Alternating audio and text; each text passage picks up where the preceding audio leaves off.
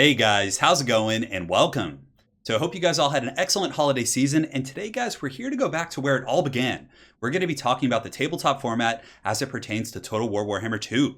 So the Lore Master of Sotek this last week actually hosted a tabletop themed Total War Warhammer 2 tournament, and this is one of the first tournaments I played in quite some time, and I have to say, I think this is my new favorite format. So let's go ahead and talk about the format a little bit. So if you're playing Warhammer 40,000 or Warhammer Fantasy Battles, essentially if you're going to a tournament, you bring one list, and that list kind of has to be an all-comers list. Now in Warhammer 40,000, for example, currently I'm playing with my Death Guard army, and of course there's a relatively established metagame. So you have some knowledge of a metagame, what armies are very powerful, what armies are weak, what you need to look out for, what you don't.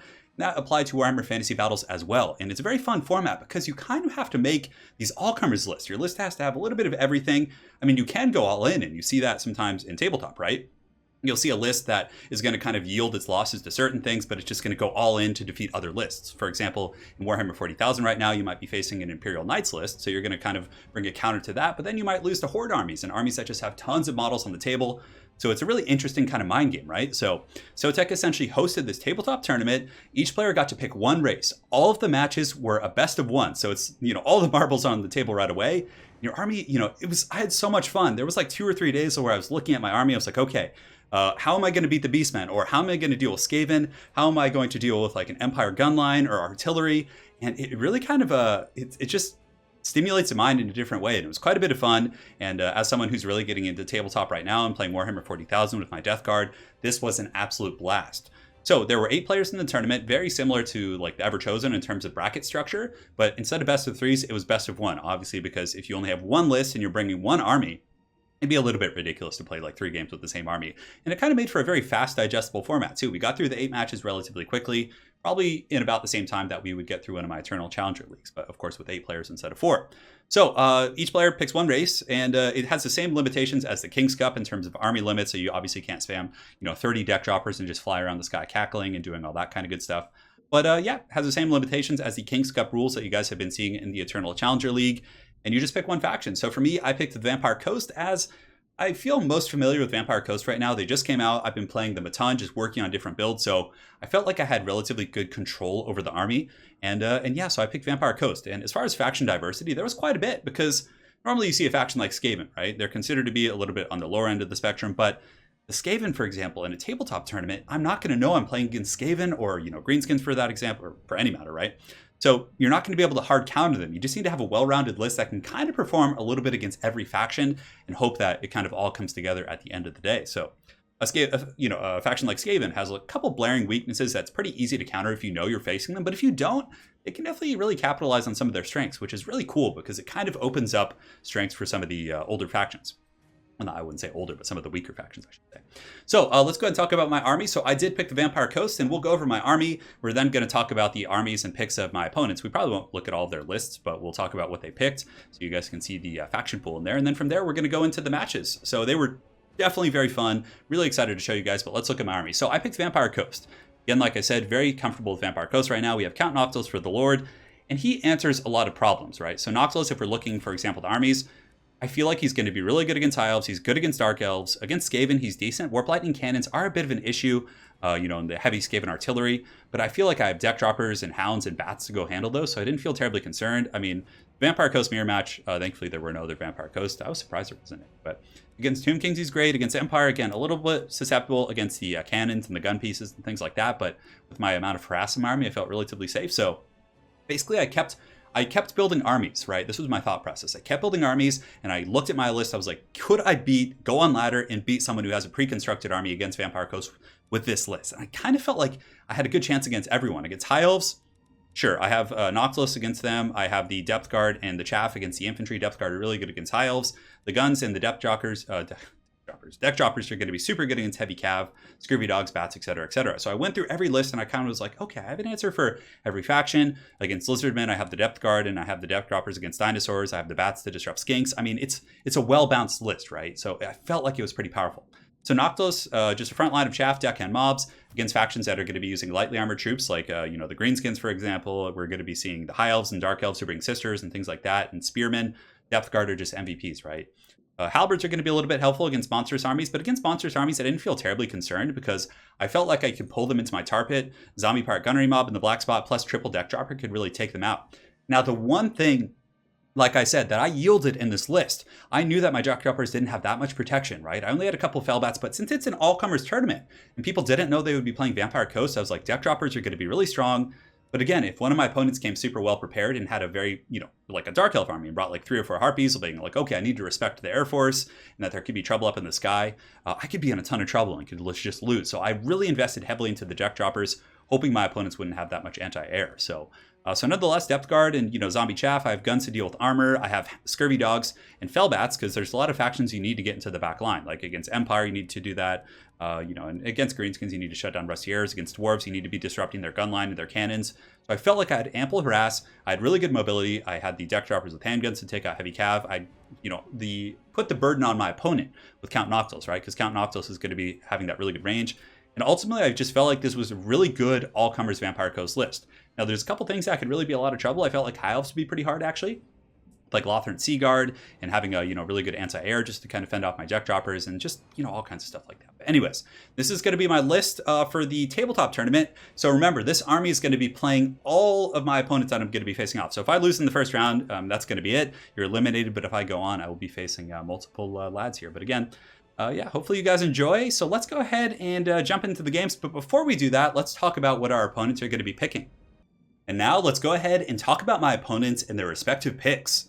So firstly, we have Shetland Apache, who's going to be playing the forces of the Tomb Kings, Belkon as the Lizardmen, Zardar Total War as the Greenskins, Exploding Hamster as the Skaven, and he's actually my first opponent, Shadow Online Gaming as the Skaven as well, Flying Taco as the Bloody Hands, and Gojira as the Greenskins. So without further ado, guys, let's jump right into the first match and have some fun. Alright guys, and now we're here with my first game in the tabletop tournament, which is going to feature a showdown between my Vampire Coast facing off against the Skaven of Exploding Hamster. Also guys, a bit of a disclaimer, if I do get eliminated here in the first round, I'll make sure to cast the semifinals and the finals with whoever gets there. So we've already taken a bit of a comprehensive look at my army in the pre-screen, so we're just going to be looking at the forces of my opponents, moving on relatively quickly. So for the armies of the Exploding Hamster, it looks like he does have a couple of groups of Skaven Slave Slingers. It looks like some Gutter Runners with Poison up here on the high ground, so he definitely has plenty of anti-air. I do have a slight advantage in terms of range with my deck droppers. They have 130 against the 120 of Slingers and I believe 70 of the Gutter Runners with Poison. But nonetheless, the deck droppers are going to be pretty good against some of these bigger targets like the Hellpit Abomination. I know he has it lurking somewhere, but we'll look at that in just a moment. But yeah, he definitely has some pretty good anti-air, so that's nice for him because, a lot of people probably aren't going to be expecting, things like deck droppers or a massive air force every single game. But yeah, he definitely has some pretty good answers with his skirmishers here. So I'm really going to need to be careful with these deck droppers and cause some disruption to his other units. Aside from that, Skaven Slave Spears in the front line and some regular Skaven Slaves, pretty good chaff. If you're facing Empire, Bretonia, whatever it may be, it's always nice to have some expendable chaff units that cost like 100 gold. On top of that, for his main core, he has a couple of groups of Plague Monks, so 4 in total, and they're going to be supported by Lord Skrulk, who does have mostly summoning abilities, but you're probably looking at this army right now and be like, how would he deal with armor? What if he was facing off against Chaos Warriors or some Black Orcs in the front line? Well, Lord Skrulk does have the Wither ability, so he has Wither, he has a Hellpit Abomination to provide some armor piercing as well, so Wither would lower the armor by 60 when it's overcasted, really making these Plague Monks lawnmowers. So I really like that kind of a well-rounded nature of having Skrulk and the Plague Monks here. The back line, he's got a couple more Clan Rats with spears, it looks like, and Clan Rats with shields, which are also going to be pretty good against my gunfire, just wrapping around my army and causing problems. So yeah, I like his army quite a bit. Hellpit Abomination, just in case he faces off against like a faction like Kyle's, they bring a Star Dragon or any sort of monstrous foe. This would be very useful. I mean, for example, a Vampire Coast army could bring Rotting Leviathans, and if the Hellpit Abomination is able to get to Count Noctiluss, he also has a really nice kind of line of sight blocker here. He could cause some problems for sure. So guys, let's get this battle underway. So right now I'm going to be advancing with my deck droppers, kind of feeling things out, but the Skaven Slave Slingers are going to be throwing some pebbles, so I'm not going to be able to stay too long. You can see I'm going to have to fall back, and the Slingers do, a little bit of damage. I mean, they're chipping away. I mean, remember, these things cost like 200 gold. They're dirt cheap, so if they can do any damage to the deck droppers and force me to react and kind of have to run, that is a really, really good trade. In the meantime, I'm going to be repositioning my army right here to get better line of sight because this golden monolith here in the middle was really blocking things up. So this is where my overall strategy begins. So with my army, I'm going to be always advancing with Noctiluss, attacking from multiple angles, and this is very important in any sort of play. You always want to be getting multiple angles of attack, stressing your opponent's micro, attacking with Fellbats, with dogs, everything you can. And also I'm going to be using the summons of Count Noctiluss right here on this choke point to blob up his whole army and make the advance that much more difficult. So in the meantime, the deck droppers are going to be focusing down the Hellpit Abomination, which is by far the most important target for me to get, right? It's very expensive. It's a large portion of his army. It's just like if you were playing in Tabletop and your opponent has like Mortarion or Magnus or has some big powerful character, right? You're going to want to take that guy out. So the Hell Pit Abomination in the back is kind of hiding amongst the slingers, which is a good choice. So Exploding Hamster here is going to be using his slingers and his gutter runners just to kill my Fellbats. So that's some very solid play. In the meantime, I do reposition my deck droppers, and I think I'm going to be shooting at some of the Plague Monks. And I also have my dogs coming in the back. So the Scurvy Dogs, I did Vanguard deploy in the forest here, and they're going to be attacking the Slingers and getting intercepted by his Plague Monks and some of his other infantry. So very well played to my opponent, dealing with the harass very, very effectively so far. The other Scurvy Dogs are going to be sitting in reserves, just kind of waiting for an opening. So right now I'm just harassing, poking from every single angle. Noctilus is shooting downtown, and he's doing some pretty good damage against the Plague Monks. And the first of these summoned zombie pirate deckhand mobs are going to be shambling into the Skaven Slave Spears here, which is going to be a good trade for me. However, I'm taking some heavy fire from the Gutter Runners and the Slingers. Some of my deck droppers are being forced back. However, I have gotten some pretty good damage on the Hell Pit Abomination. Nothing to write home about, but certainly not bad. So these Fellbats are going to be coming back. These dogs are going to be looping up and around, and I'm just trying with all my might to disrupt my opponent's army here. And he was a little bit blobbed up right here, so I do get the Wraithstorm, and here it comes, Wraithstorm dropping down, popping that Skaven Force for a little bit of damage. Definitely not like terrible, but not the best, but it still was worth it. Now, his Hell Pit Abomination and the Assassin are going to be going after Count Noctilus here, which is totally fine. This is pretty expected. As a matter of fact, I often like using this as a bait tactic. Noctilus is really tanky, and he has access to healing. So the Hell Pit Abomination's on the hunt, which draws him into the open. So all of a sudden, my deck droppers aren't really being impeded by the Skaven Slave Slingers, and we are unleashing hell in the Hell Pit Abomination, and also the Zombie Pirate Gunnery mobs with handguns, which I have, including the Black Spot, are just destroying this Hell Pit Abomination. So very happy about the situation. The Assassin's going to be falling back. The Hell Pit Abomination just being gunned down by these deck droppers with handguns. And I'm also just spamming summon. So here you can see the Zombie Pirate deckhand mobs are kind of mucking up. Look how many of these forces are just blocked up. That could be helping in the front line. This is just why those summons are so good. Also, I'm still attacking with the dogs. These Scurvy Dogs here are harassing, Fellbats in the back are harassing. I'm just trying to find openings and prodding and poking at the formation, trying to get into the cookie jar. So my Doglets over here do get a good engagement. They're going to be attacking the Skaven Slave Slingers, which is great. Just trying with all my might to get rid of his anti-air. On that same note, I believe my other Fellbats are pretty much crumbling. These dogs will be looping up and around, but the Skaven Force still hasn't engaged me yet, and it's relatively tattered in many fronts. The Plague Monks have taken a beating here. These ones have. Some of his Slingers are, they're pretty much full capacity, so they're not going to have problems here.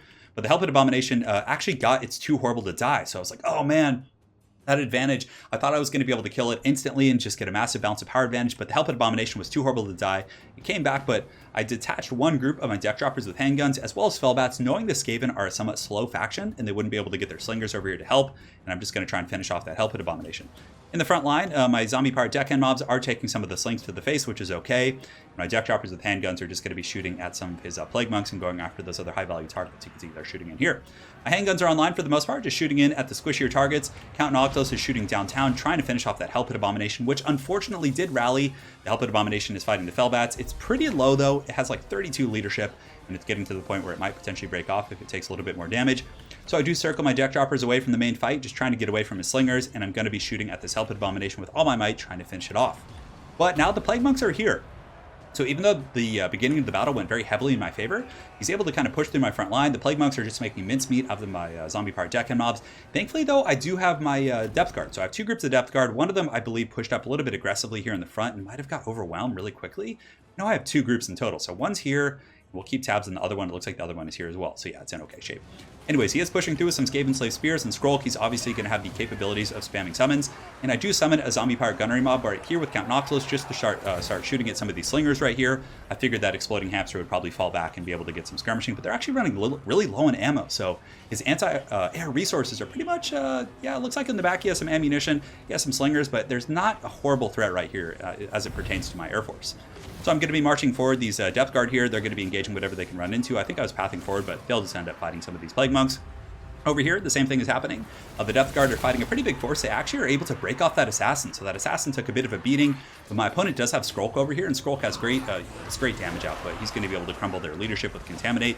And they're going to be taking a bit of a hurting over here. I believe he did use the Wither momentarily to make them very weak, and there it is. So the Wither going off. The Plague Monks going to be able to actually chew through those guys pretty effectively. So it's looking pretty scary, actually. Like, I felt like I was in a pretty commanding position with that initial pick. The Hell Pit Abomination out on the outside did get killed by my deck droppers, but suddenly the Skaven Onslaught is just so aggressive, and that's the thing about, these tabletop tournaments, right? You might have answers for one thing, but I don't have a ton of answers for, 4 groups of Plague Monks and Skrulk. I mean, I guess 2 Depth Guard are a pretty good answer, but still, it's tough, right? So the Plague Monks here are going to be fighting the Zombie Pirate deckhand mobs. My Gunnery mob, who I did summon, are being kind of cut down by the Plague Monks, but nonetheless, very, very even fight. Over here on the far side, the zombie pirate deck mobs are just fighting, and there's a massive tide of Skaven who are going to be pushing forward and engaging. A very good Pestilent Breath is going to be roasting a massive portion of my zombie pirate deck mobs with the polearms, but the Depth Guard are standing firm. And before the tournament, I actually didn't have the Depth Guard in my army. I was like on the fence. I was like, do I want to put them in? Do I not?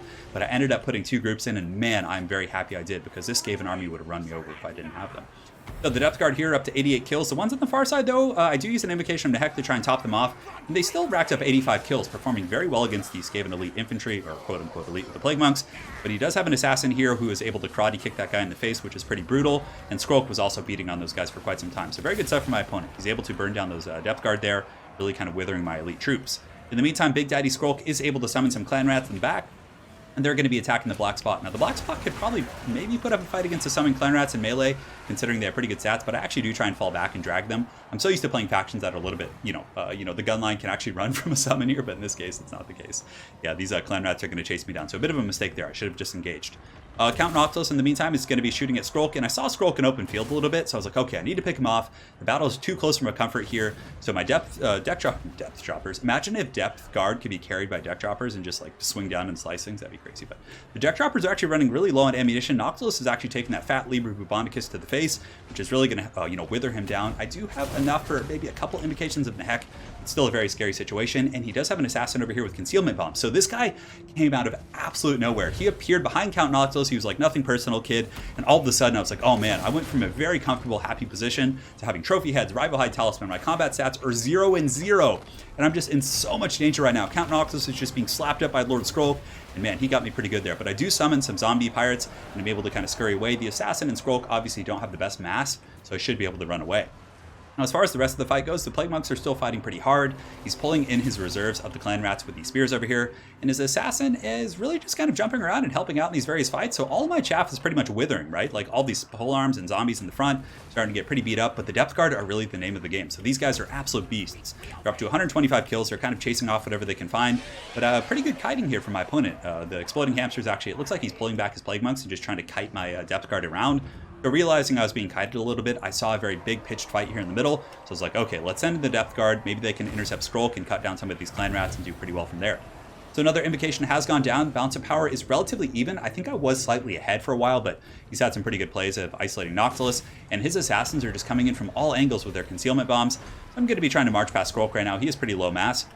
So I know that the one anchoring unit I have left here on the battlefield are going to be the Depth Guard. So the Depth Guard pile in, they force back the Rats, but Exploding Hamster very quick on his micro. Obviously, he's going to be pulling those guys back and maybe trying to squeeze through here or re-engage. Either way, it's going to be a pretty tricky situation. So I did have some summoned zombie pirate deckhand mobs up on the high ground who are going to be collapsing downward, trying to intercept his leadership. And you can see as they do get a little bit scared here, the balance of power does shift in my favor a little bit. And I still have these deck droppers with handguns who, even though they're out of ammunition and really, they paid their dues killing the Hellpit Abomination, but there really weren't too many other good targets for them. But yeah, I'm going to be collapsing in, trying to pin these units down. I do get a terror out there. Lord Skrulk is shaken. The Assassin, I believe, is shaken as well. So things are going quite well. Over here, the Clan Rats are probably going to be able to finish off the zombie pirate deckhand mobs because they are a summoned group, so they're going to be killing themselves regardless with their degeneration. But there are a ton of rallying Skaven guys, and this battle is definitely not over. I mean, if all of these guys come back, especially the Slingers, and start just kind of pebbling down Noctilus, things are going to get pretty scary. Up here on the high ground, you can see that my guns, the Black Spot, are being compromised, and this massive Skaven force, which is a couple groups, I guess, of tattered Plague Monks and Clan Rats with spears. I think, are there any Clan Rats? No, it's mostly Skaven slaves, are going to be piling in. So the bounce power somehow, I was like, how is this bounce of power even? But he still, like I said, had a lot coming back, a lot of pressure, and it looks like his assassin is still here. Lord Skrulk is actually shaken off, so I was like, I need to make sure Skrulk does not rally here. I'm going in, but he gets a really good Rod of Corruption. So Rod of Corruption going down, which is going to be hitting all of my forces. Incredibly good stuff. It's going to melt my chaff. It's going to do good work against my bats and my zombies. So very, very scary stuff. So this assassin somehow gets away. He does pop stand your ground, and Skrulk is, I don't know how he rallied in there. I thought he was terror routed or broken, and it looks like he's going to be summoning some rats here, so he did have some summons in his back pocket. So these Clan Rats are going to be bum rushing in to save their filthy lord here. That's going to be pretty good at kind of holding all these guys down, but Noctilus might just get a massive terror out on them. And I do also have the deck droppers again to do some rear charges and potentially do some work. So the one assassin does charge in, gets a nice little prison shank on Noctilus, but this is where things got pretty scary. I was like, oh god. The Skaven hordes are swarming. And look at that. The balance of power actually looking very scary, as there are a lot of Skaven here, guys. So realizing that the deck droppers probably weren't going to be best suited in melee, I grab all of them. I'm looking for all of his slingers, all of his tattered troops that I could simply break with one charge, and that's what they're going to be doing. So I'm going to be charging these different units, deck droppers coming in to finish off gutter runners, because again, they can actually poke Noctilus down, which is going to be very scary. Over here, the same thing happening, going after the Slingers, and up on the high ground, I'm going to be sending these Deck Droppers to go after those Gut Runners. And here, the Depth Guard are just paying their dues. I mean, these guys, oh man, I am so happy I put them in my all-comers list here with this tabletop tournament, because if I did not bring them, I think I would have just straight up lost this game. Like, he had a really good Lawnmower army, and the only thing that really kind of held things together with the Depth Guard in the endgame. You can see here, they're up to 242 kills. The Assassin here is getting a little bit trapped up. Noctilus is going to be charging, Depth Guard are charging, and Depth Guard are very good against infantry-sized units, of which the Assassin is. It's also lightly armored, so they're going to be hitting very hard with their 70 weapons range. In the meantime, I'm doing a job with my Deck Droppers here, just kind of fending off the units that could potentially be rallying, trying to keep Skrulk busy, just flying in with the bats to make sure he can't help the Assassin, allowing me to isolate, just go after this Assassin, make sure he actually breaks. And when I have Skrulk alone and the Assassin is broken, I'm like, okay, I'm going to go for the Alpha Strike, I need to finish this off, but it looks like he has yet another rat summon, so a group of Clan Rats comes out, and the Depth Guard are going to be engaging. I was actually rushing through, but the Clan Rats do intercept me, and here we are in another bloody melee, so such a damn close fight. It's very, very back and forth here, as Lord Skrulk actually is going to get terrified, but the Bounce Fire pulling back towards the middle as he gets another summon off, and you can see there's going to be Plague Monks, and it looks like somehow Skrulk is not broken. He is still here with 864 HP. Noctilus takes a pot shot. He's actually missing right there, but the Bats and the Depth Guard are just holding. 305 kills on these Depth Guard. They're just doing an insane job. It looks like one Assassin is coming back. I think the other one is fully broken off, or it was killed by the Depth Guard. And the Bats, in the meantime, I'm just using them to swarm in and kill the Plague Monks. I cannot afford to have these, relatively good infantry in here helping Skrulk out and maybe chewing down my Depth Guard. In the meantime, Count Noctilus does have the trophy heads. He's able to not get any contact with Skrulk. Skrulk's actually holding pretty firm, and another Rod of Corruption going down, which is absolute insanity. So the Rod of Corruption actually melting my forces even more. My Depth Guard are actually below half health, relatively close to their healing cap. 325 kills, which is ludicrous. So I really need Noctilus to get a pretty good blow here on Lord Skrulk, potentially take him down. He has 649 HP. And it is so damn close. I know if I can break Skrulk and get the Depth Guard in there, I'm sending in all the bats. I'm like, this is it. This is a final strike. I need to end this right now. And that's going to be all she wrote. So my Vampire Coast army is going to take game one in this tabletop tournament. And yeah, man, that was such a stressful battle. I remember like going into the comment section afterwards in the stream and being like, guys, I just added 10 years of wrist tendonitis to my life. Man, that was a very high micro game, just across the board. And yeah, it was really fun. And this format is so cool. I just like having to, it's almost like has the same appeal of like an autogen where you have to like work with what you get. But in autogen, your opponent can prepare against you. But this is kind of like another layer of that I think is very cool. But yeah, Noctilus was solid. He was able to kite around the rats. The Depth Guard were really the MVPs. The Dog Harass was solid as well. I was able to kind of muck up the Skaven army and bought me time to kill that Hellpit Abomination. Had I just sat there in a more traditional manner and hadn't harassed him and used summons to kind of block his advance, the Hellpit Abomination might have been able to get in and at least do some damage. And you guys saw how close that game was. If that Hellpit Abomination was able to provide any more value than it, did, like I think I could have been in some serious trouble for sure. So his all-comers list was really solid. He had Plague Monks, he had the Wither to make sure they could deal with armor, but against Chaff, he had a very ideal force for grinding down massive amounts of zombies. And he had a very wide force as well. Clan Rats coming from all angles. My guns weren't able to really get comfortable. I mean, he was just swarming, summoning rats everywhere, and it was really just tough. He also had pretty good anti-air with the Gut Runners and the Slingers, which did force my Deck Droppers back a little bit, but we were able to use summons, dogs, and bats to really mitigate that pressure. So it was just a crazy game. So very well played to my opponent, the Exploding Hamster, and now we're going to be moving on to the semifinals. So hopefully you guys enjoy this, and we will see you in the next match. All right, guys, and now we're here with the semifinals in this tabletop tournament, which is going to feature a showdown between my Vampire Coast and the Greenskins of Zardar Total War. So without further ado, let's jump right into this match and have some fun. So for the forces of Zardar, it looks like his army is indeed going to be led by the Great Baconator. Warzog is a great pick in an all-comers tournament. He's pretty much competitive in every single matchup. He has a great snare, an amazing kit of spells, and he also does have probably one of the best items in the entire game. For any of you guys who haven't seen it, it's called the Bonewood Staff, and whenever he casts a spell, just whenever he casts one of his spells, which are relatively cheap in terms of mana cost, 7 here, and it looks like Here We Go is going to be 11, so you can spam those pretty often, and also the Gaze and Work, which costs 4. This one actually synergizes best with the Bonewood Staff, but nonetheless, it's going to give 13 melee attack to your entire army, which makes these little goblins, for example, who only have 32, it puts them up in the 40s, which is pretty damn insane. So Warzog is going to be joined by a Goblin Big Boss. His entire front line is going to be Night Goblins and pretty much Chaff, some Orc Biggins on the flank, and some Standard Goblins. But the main core of his army is going to be a couple groups of Black Orcs, and I knew the Black Orcs would be a little bit of trouble because, as far as armor piercing, I have the Deck Droppers and I have Noctilus, but these guys are going to pretty much the only thing in his army, right, that's going to be able to kill my Depth Guard. So I figured, hey, if I can kill the Black Orcs, we'll be in okay shape. So 2 Black Orcs here, so he's got some nasty Skulkers on the flank, so arguably those guys are quite good against Depth Guard as well. In the back, he's got Savage Orc Airboys, which is a good pick in all comers as well. If you're facing off against a summoning-centric army like Vampire Counts or Skaven, who are going to be summoning rats, Savage Orc Airboys are going to be able to actually fight back and, just beat up the summons that come their way, which is quite cool. Aside from that, he does have a fairly mobile force, so Force Goblin Spider Riders, and he has a massive Vanguard as well. So these guys deployed pretty far back. Maybe he was anticipating me to like sit in the corner or something, but it looks like he does have some Morgub's Mangy Marauders as well as some Force Goblin Spider Riders, and I think some Goblin Wolf Riders as well. Because I see 4 spots here. Am I just totally like missing these guys? Oh, here they are. So yeah, Goblin Wolf Riders and Goblin Wolf Riders. So a lot of disruption in the back line for sure. So definitely a cool army here for the Greenskins. So guys, let's get this battle underway. So first things first, I have to put the pressure on him immediately. The Greenskins, obviously, if they're able to get to the front lines unimpeded, they're going to be able to put a huge dent in my melee force. At the very core, I have 3 Zombie Pirate Deckhand mobs and a couple Depth Guard, but it's really not much, right? So the Felbats are going to be swooping in. I know the Savage Orc Airboys can beat them up, but I'm just going to fly in to just muck them up, keep them from advancing. Noctilus is also going to be summoning some zombies here to muck up the charge, so a lot of players will advance their army as like one giant piece, right? So then if they are not controlling it individually, some units get stuck and it kind of creates a whole mess of things. So the dogs are also going to be swarming in. My opponent reacts very quickly with the Forest Goblin Spider Riders and is able to attack my Felbats here. Same thing on the other side. He's able to fend off the dogs very quickly because he did have some nasty Skulkers hiding there. He was able to smoke bomb me and actually get a really good pick. So far, I'm pretty much out a group of the Scurvy dogs. My Felbats are dissipating, so my opponent's gotten, quite a bit of gold out of me so far. So very, very good stuff. However, we are generating good value, and I know it's not necessarily always about gold-to-gold trade, right? It's about picking off the counters. So the Black Orcs here are taking a pounding from Count Noctilus. The Deck Droppers are just sitting and shooting. And that's the whole reason I attacked the Savage Orcs. And I see these ones are going to go intercept my Deck Droppers. So I send in the Felbats. I'm like, I don't mind if they get picked off. It's going to pull his resources in and allow me to annihilate these Black Orcs. So another summon going down right here, mucking up the Black Orcs. So a partial charge, and it looks like my opponent's maybe going to try and cut through those guys before he advances the rest of the army. But the Black Orcs here are getting melted. Noctilus and the 3 Deck Droppers are just dumping all of their fire into these Black Orcs. I mean, each Deck Dropper is 700, so that's basically 2,100 gold plus Noctilus worth of firepower for focusing down one Black Orc, right? But I did have to sacrifice all of my bats. So all the bats in the back are pretty much offline. The dogs are offline, so I don't really have too many harass tools. And that's the real strength of picking the Savage Orc Airboys. Goblins, for example, would probably buckle and run very quickly. I was hoping like he would have like rusty arrows and things so I could actually force him off and then, eat them, right? But the Savage Orc Airboys actually are pretty much just like Savage Orcs with lower defensive stats.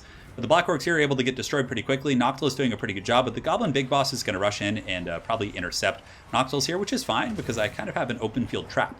All my Deck Droppers are now going to focus fire the Goblin Big Boss. He's going to get pounded really, really hard here.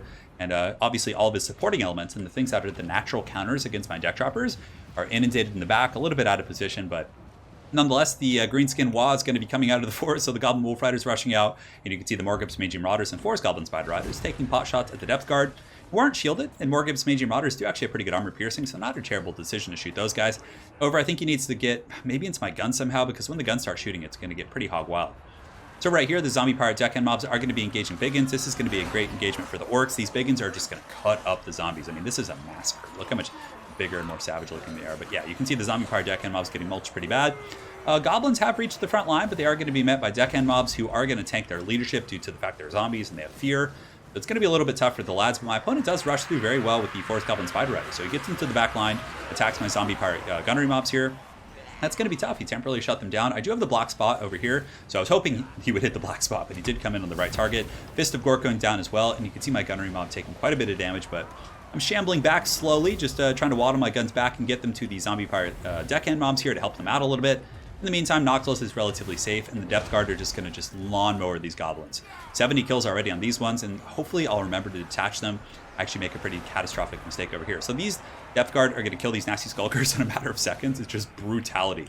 So you really need the Black Orcs to take out these Depth Guard, but the problem is I end up chasing those guys like halfway off the battlefield, which is tough. But if we look at the big overarching picture of things, in the back I do have some more dogs, so I kept them in reserve, realizing that I wanted to have layers and layers. So the Savage Orcs are actually pretty beat up right now. They're at like half health, their Frenzy is almost gone, and the doggies are going to charge in there and disrupt those guys, so hopefully I can just kind of feast on the back line. And I waited long enough to make sure that my opponent would commit most of his forces to the frontline engagement, trying to dive the back and getting into the cookie jar. Now the bounce of power is pretty heavily in my favor here, as Noctilus has done a ton of damage. The Baconator was taken out by Noctilus as well as the Deck Droppers, and he does have some Savage Orc Airboys, but these ones on the far side are actually taken out pretty heavily by the Scurvy Dogs because they're so beat up and they took the full rear charge. A Depth Guard here holding pretty firm, up to 125 kills. Depth Guard are some of the best units in the game against Chaps. They're just a lawnmower, but there are some Black Orcs coming in, so the Black Orcs definitely could do a number on these guys, and you can see the first couple Depth Guard that are greeting the Black Orcs are just being cleaved by those angry greenskins. That's definitely going to be a little bit helpful for my opponent, but the fact that the Baconator is pretty much routed off is going to be very tough. Goblin Big Boss is gone as well, and his archers are finally starting to sit on my deck droppers, so he's able to get those guys forward. And another Waz being popped in the back line. I have the Black Spot, who's kind of counter-firing the Forest Goblin Spider Riders and the Borgif's Mage Marauders, and also this other handgun group is online for the most part. But my opponent's been doing a pretty good job diving with the Forest Goblin Spider Riders, getting into the back line. And some of these Unbreakable Goblins are going to be diving into the cookie jar and probably causing some problems. Like I said, overchasing horribly with the Depth Guards, that was a big misplay this game. Like, had I had those guys in the center, they could have caused so much disruption. My other Scurvy Dogs that were disrupting the backline were caught up by some nasty Skulkers who were very close to breaking, so I'm hoping the Scurvy Dogs can kind of stop them. Zardar did use a Smoke Bomb, which is very good, kind of pinning me in place. He's actually getting some good rear charge fire here with the Morgrips onto the Depth Guard, and a fat Angry Foot of Gork going down, which does pretty much finish off my Depth Guard there. So, bounce power, definitely pretty heavily in my favor. I think I just have too many powerful units left. Noctilus is healthy. I still have a lot of units in reserves.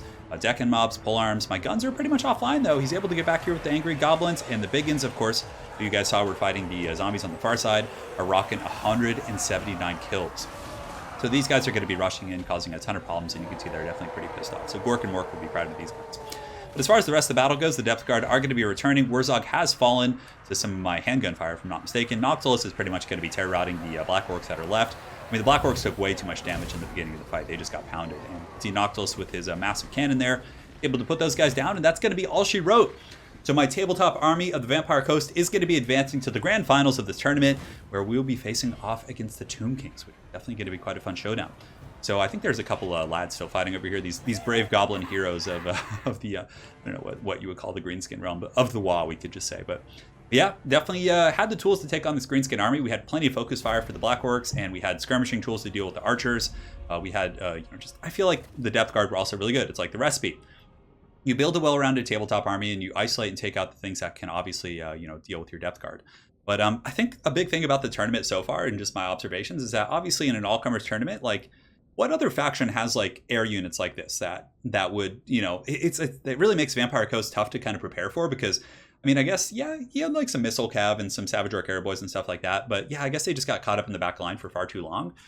But yeah, it's hard to say. Savage Orc Air Boys, their range is pretty short, but I feel like it's pretty hard to prepare for deck droppers, because even if you have missile tools, deck droppers can simply sit in the back of your army. They can outmaneuver the missiles usually, but yeah, they're very, very strong so far in this tournament. They are getting nerfed a little bit in the Festog update, but it's not really going to change their dynamic too much. They're going to be a little bit less accurate, like 10 speed slower, but they're still going to be very strong. So I think Vampire Coast definitely has the makings of a very solid, tabletop tournament, army here. But anyways, very well played by my opponent, Zardar Total War. And guys, we're going to be moving on to the grand finals, where we'll be facing off against Shetland Apache. So we'll see you guys soon, and cheers.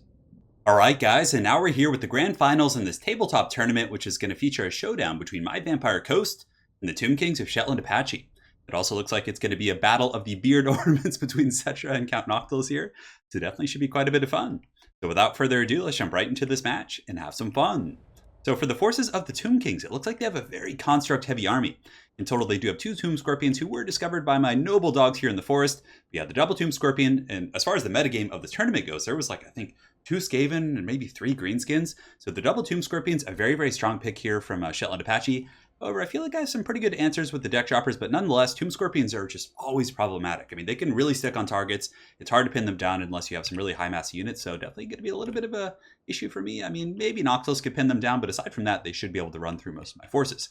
So 2 Tomb Scorpions here in the forest. On top of that, Shetland Apache does also have 2 groups of these Skeleton Horseman Archers, which are really going to be his lifeline here. I think these Skeleton Horseman Archers are going to have to be super effective against my deck droppers with handguns.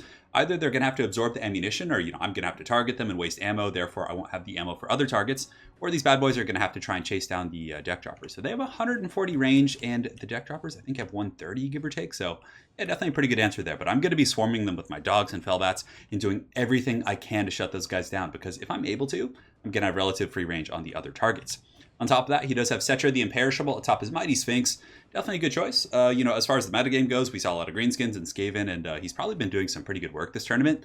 And if you guys are looking to watch the other games, the entire tournament was casted by Lore Master Sotek on his channel, so you guys can see all the other matches and the other side of the bracket as well. So Setra the Imperishable and the Sphinx, definitely going to be a pretty juicy target for my handguns and Noctilus and deck droppers. We're going to see if he can survive with that Narrow's Incantation of Protection. Front line's going to be a couple halberds and then a very wide core of skeleton warriors, and in the back a couple groups of Ushapti, and this is going to be the real meat of his army, or not meat, but I guess focal point. Two groups of the Necrotech, so the Wonder Womans as I like to call them. They have the lassos of truth here, but the Necrotechs are going to be really solid. The restores, I think in total they have like 2 or 3 apiece, I can't quite remember, but having that many restores on a very construct heavy army like this is going to hopefully give them the tools to weather the storm of the Vampire Coast firepower. That's going to be it for Shetland Apache's force, so guys, let's get this show on the road. So right now, we do have a bit of a fight over here in the forest. My dogs were actually vanguarded in this area, and I was able to get a couple kills on the Skeleton Horseman Archers. Right now, I'm going to be flying my Fellbats over and my Deck Droppers. And the Fellbats, I knew that there was going to be some light counters against my Deck Droppers in this tournament, so the Fellbats were basically just there to kind of screen for them in case I was facing like Vampire Counts and Terrorgeists and other Fellbats and Harpies. But in this case, I'm going to use them to screen out the Skeleton Horseman Archers, which is definitely going to be pretty good. Fellbats have, didn't mean to pause it there. I think they have a pretty good HP pool. It's actually going, like, yeah, about 3,000. That's not terrible. But yeah, the Deck Droppers in the meantime are going to be going after Setra, who I know if I can get rid of Setra, it's going to be a pretty good situation for me. The rest of my army is going to be squaring up to meet the Skeleton Warriors, and here we're going to be doing a good old hammer and anvil type tactic. So we send in the Depth Guard first to hit the Skeleton Warriors. Depth Guard are already pretty much a hard counter against skeletons. They're really good against lightly armored targets. They have 70 weapons, ranked 57 melee attack. They're going to crush these guys. But what you do, if someone doesn't have a defended flank like this, and you can see Shetland Apache has most of his resources over here, which makes sense because my Deck Droppers are here, Noctilus is on the side of the battlefield. You want to take advantage of this undefended flank, and you just collapse on the back of the Skeleton Warriors while they're fighting the Depth Guard, and that's going to annihilate them so quick. You guys will see this in just a moment. So the main fighting is going on over here. Count Noctilus shooting downtown, etc. And here comes the Hound charge. So you can see the Depth Guard here just going to mulch the skeletons pretty hard as is. Negative 11 leadership. They do stabilize at 3, negative 6. They're kind of on the border here. But the dogs are going to come in the back, and this is going to kill the skeletons so incredibly fast. You can see they're going to go down in probably 7 or 8 seconds. And then from here, you just kind of buzzsaw down the formation using the same tactic, recharging the skeletons. That's one of the more effective ways to deal with undead troops in general because they are leadership centric and they'll start to crumble. But this is really the main fight here. The dogs are going to be committing. I knew I was going to lose them to the Tomb Scorpions. The Tomb Scorpions pretty good against infantry-sized units. But I commit the Fellbats. I'm just dumping all these resources into this fight, knowing that if I'm able to shut down the Skeleton Horseman Archers, I'll be in pretty good shape. So they are crumbling. They're getting beat up pretty bad here. Let's see. These ones have, they have like 2,000 HP. They're getting tanked pretty good. But the Deck Droppers are just going to be taking some pot shots over here at Setra the Imperishable. Setra is at about 60%, give or take. Narrow's Incantation being used every chance he can, which is going to be triggering the healing on the rest of the infantry and the army. So definitely not a bad situation. But regardless, Setra is going down relatively quickly. The Skeleton Horseman Archers are being chewed down by the bats and dogs, but I am losing those guys, so it's not a free trade here. As far as the main fight goes, you can see that the Zombie Pirate Deckhand mobs are going to be grinding it out with the Tomb Guard and some of the other infantry. And this is a pretty scary little Death Star here. The Ushapti, of course, can be focused down by my handguns and some of my other supporting elements, but nonetheless, it's going to be very tough. Especially because of the support of the double Necrotech, and he probably has a couple restores in his back pocket here. And you can see the Ushapti are going to be getting a pretty juicy rear charge into a very ideal target. The Depth Guard, of course, infantry size, they have pretty good armor, but Ushapti have a really nice bonus for his infantry, which helps them compensate for their relatively low melee attack. Really good armor piercing, definitely a very, very good play here from Shetland Apache. So if we take a look at the battlefield overall, we do have Count Noctilus sitting here relatively safe. He has a group of Depth Guard protecting him against these Skeleton Warriors. Yeah, Depth Guard are just such a damn solid choice against Tomb Kings. I mean, not like en masse. I don't think you should focus your primary army on Depth Guard, but having 1 or 2 groups just to mulch down, Tomb Guard, Skeleton Warriors, Nehekar Warriors, I think is very worth it. As far as the gun line goes in the back, my black spot is in relatively good shape. Back here, the Zombie Pirate Gunnery mob is also protected, so my gun line is firing pretty efficiently. This Death Star, however, it looks like they're going to be able to run over my Scurvy Dogs and Deckhand mobs, and this formation probably isn't going to last terribly long. Necrotechs in melee combat are also pretty good. 360 weapon strength, they have a bonus for his infantry, so they're also going to be pretty useful against my Death Guard and other troops. In the meantime, Shetland Apache has summoned a group of the Ushapti in the back line. So the Ushapti, they weren't summoned on the black spot, so very good stuff there. These guys are going to be attacking the non, I guess, anti-large armor piercing variants of the Zombie Pirate Gunnery mobs. They're going to be causing some disruption, and yeah, I can't run terribly quick. I got 23 speed, but we're going to be shambling away, trying to run to the protection of the Zombie Pirate Deckhand mobs who are going to be attacking these Ushapti here. Now, if we look at Setra, Setra has been taking a pretty hard pounding this entire game. He's going to be running in, but he's been getting focused by the Deck Droppers, but it's not just that. Noctilus has been sitting on him all day. And Noctilus has massive missile damage, really good armor piercing value, so he's definitely a pretty ideal ideal unit against these heavy constructs. So it looks like Setra is going to be charging into this Death Star, trying to kind of break through here. And once he does, he's going to have a pretty open line to my back line here. The Black Spot, of course, does have some reserves protecting it. These zombie-powered deckhand mobs with polearms, but nonetheless, it's going to be a pretty scary little blob here. Balance of power, a little bit my favorite, as Setra is getting really, really worn down. Setra looks like he's going to be bull rushing through the line, maybe going for the Black Spot here in the back. But what's cool about the Black Spot, they have anti-large and armor piercing, so they're actually not bad in melee. They're kind of like Lothran Seaguard with armor piercing in that way. I guess they don't have shields, but yeah, they're still pretty cool. So Black Spot's going to be fighting Setra. It looks like the other halberds are going to be piling in as well. And you can see Noctilus still shooting downtown, gets a direct hit on Setra, doing massive damage. The Narrow's incantation going off, which does give that sweet 44% physical resist. But nonetheless, that is a lot of firepower. And I still have pretty good ammunition on my deck droppers as they do bot shots. Setra has about 1,000 HP. So these Depth Guard are going to be rushing to intercept this formation right here. My entire blob pretty much taken out. I mean, there are some deckhand mobs here, but my opponent, Jetland, obviously realizes it's probably not worth his time to sit here. He needs to get back here. He needs to shut down the guns, go after the Depth Guard and the other high-value targets. So despite the fact that Setra is pretty much almost dead, it looks like the bounce of power is normalizing a little bit, and the Tomb Kings are getting back in the fight. Skeletons and Ushopti piling in. However, one of his, the reasons why the bounce of power did normalize is because of this Ushopti summon, which is slowly getting whittled down, but nonetheless, these Ushopti are actually maybe going to be able to finish off my guns here. I do have 72 models, but we're at negative 25 leadership. We're crumbling fairly rapidly here. So Setra has fallen. The Deck Droppers plus Noctilus were able to put him down here. The Halberds are going to be reforming ranks to screen in front of the Black Spot, which is one of my last heavy armor-piercing gun units here. Well, I guess aside from Noctilus, but yeah, they're going to be shooting in and going after the Tomb Scorpions and the Ushopti, and you can see the Constructs doing a pretty good job cleaving through my infantry, but nonetheless, they're getting worn down, and I still have a ton of Halberds left in reserve. The Black Spot, of course, is a Halberd unit at its very core, and a couple groups of zombie-powered deckhand mobs over here on the far side. Noctilus himself isn't bad in melee as it pertains to his armor piercing. He does have 412 weapon strength with pretty good AP values, 46 melee attack, so if he has to fight in melee against these Constructs, he could probably do an okay job. As far as ammo goes, he does have 8 shots left, but it looks like Shetland Apache is able to squeak out some Tomb Guards with Halberds, and he's going to get a great little charge here on Count Noctilus. It's going to force me to move, and also it's going to force me to burn one of my summons to protect myself. I mean, yes, I probably could have ran away naturally. They have 28 speed against my 45, but still, I wanted to be able to shoot a little bit faster, so I was like, okay. And also, these Depth Guard can probably maybe even finish off or not Depth Guard, the zombie-powered gunnery mobs or deckhand mobs. God, so many zombie this, zombie that. Are going to be able to finish off those Tomb Guards with Halberds. So the massive Tomb King's blob is going to be moving this way, just to kind of run over my forces, and here comes the pressure. So the Tomb Scorpions are going to be going after Noctilus, which is pretty scary. I mean, you guys have seen this in multiplayer, oftentimes in, for example, the Greenskin matchup. Tomb King's players will bring like 2 Tomb Scorpions, and they just kind of goon out the enemy lord because they're very sticky, and they're surprisingly fast. Tomb Scorpions do have 50 speed, so they're actually faster than Count Noctilus, so I can't technically just run away. I'm going to have to bring some other resources or pile in and try and block them up in some other manner.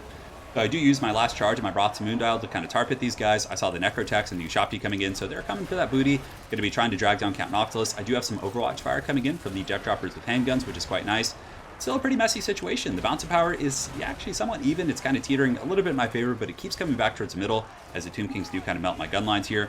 So this zombie-powered gunnery mob is probably going to get melted here by these Scorpions unless they decide to just chase off Noctilus. In the center, though, it's going pretty well. These summoned zombies are doing a pretty good job against the Tomb Guard with Halberds, who are at 17 leadership, pretty damn low. In the middle, the last of the Tomb Guards with Halberds are getting worn down, so that's a very good situation for me. But we still have a fairly healthy Tomb Scorpion. This one is now in the open field, so I'm finally able to get some good shots. I don't know if he has any restores left. I think he might have like 1 left, but nonetheless, the Black Spot in the distance is in a pretty good little position. You can see they have really good line of sight up this hill here. There's not going to be any obstruction other than my own infantry. We're able to really pick apart that Tomb Scorpion here. So that Tomb Scorpion has a very, very low HP, probably within the hundreds. And here comes Count Noctilus. He's aiming, he's lining up the sights, and it looks like the Tomb Scorpion is going to fall to Noctilus and the Overwatch fire from the Deck Droppers. Now, one issue though is my Deck Droppers are out of ammunition. Pretty much, I think these ones all have like 1 volley. These guys might have 2. So I'm going to really have to rely on Noctilus, but thankfully the Black Spot, the true heroes of the Vampire Coast in this match, have plenty of ammunition, a little bit obstructed, but what's really nice is, even if he's able to kind of destroy everything up here, and you know, it's somewhat likely with the double Necrotex and the Tomb Scorpions, he's going to have to march through a lot of open fields and a lot of gunfire being focused on by Noctilus and the Black Spot to kind of get here and shut these guys down. But this is actually my last summon. I'm going to be summoning a group of zombie-powered gunnery mobs, and they're going to be shooting in against the Necrotex and the Tomb Scorpion, just unleashing all the firepower I possibly can. I can also use the bats as a bit of a distraction, right? I can fly them in, they're going to tar pit, and they have okay mass, so it's not like super easy to push past the Deck Droppers. They're obviously a little bit bigger than Hellbats and things like that. So they're going to be holding the Tomb Scorpion in place, allowing the Halberds and other zombies to kind of pile in and saturate.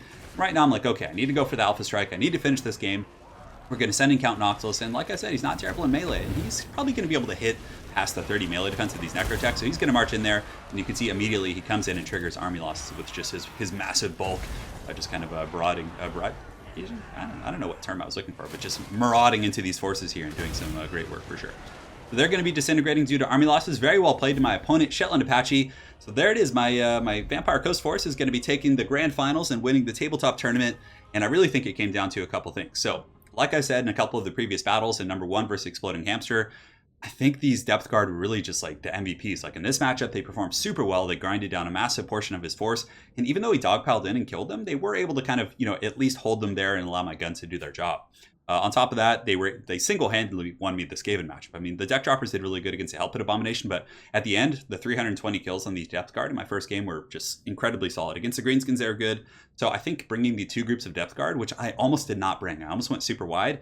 I think had I not done that, I might have been eliminated in the first round. But the deck droppers were also MVPs. A lot of people in an all-comers tournament are probably going to go in one way or the other instead of kind of, having a very well-balanced army that can deal with an Air Force. Shetland Apache had some elements that could, but they didn't really have a chance to deal with the Air Force considering the Scurvy Dogs plus the Fellbats. But I think if he had mixed in a couple carrion or something, I could have been in some serious trouble for sure. Because then Cetra would have been like mostly full health. It would have been much harder to kind of finish off Big Daddy Cetra. But yeah, I think it was a pretty strong all-comers list. So if you guys want to see more of this, make sure to go over to Lore Master of Sotek's channel. He's going to be hosting these. I don't know if it's going to be every week, but I know he's going to be doing one every Friday or Saturday or, every other or something like that. And I'm going to be trying to play in as many as I can. And I love playing in tournaments. It's extremely fun for me, but typically I can't play more than like 3 to 5 games a day without a lot of pain in my hands. Like 3 is okay. I usually feel okay after that. And what's great about these tournaments, it's best of 1. I can play, I can get in there, I can do my 3 games or just be eliminated. And it's a very fun situation. And I love the format. It's so fun. I literally sat there, like I said earlier, just for like multiple days, just kind of like thinking about like minor tweaks to the build and can I beat this matchup? Can I beat this one? It's a really fun format for sure. Someday we'll probably have these tournaments on my channel as well. But yeah, for the next one, there's also going to be a straw poll in the comment section below, letting you guys know or letting you guys vote on what I'm going to be playing in the next one. So I think the choices are either going to be Dwarves, Bretonnia, or Empire. I kind of want to play one of those factions. I think it'd be really fun to bring like an all-comers Empire artillery army or Bretonian army, which is, all kinds of fun stuff. So make sure to check out that straw poll. And again, make sure to check out the Lore Master of Sotek. Big thanks to him for hosting the tournament. And also any other influencers in here, I'll make sure to have links to their respective channels. So thanks again for watching, guys. Hopefully you enjoyed this tournament showdown, and we will see you guys next time. Take care.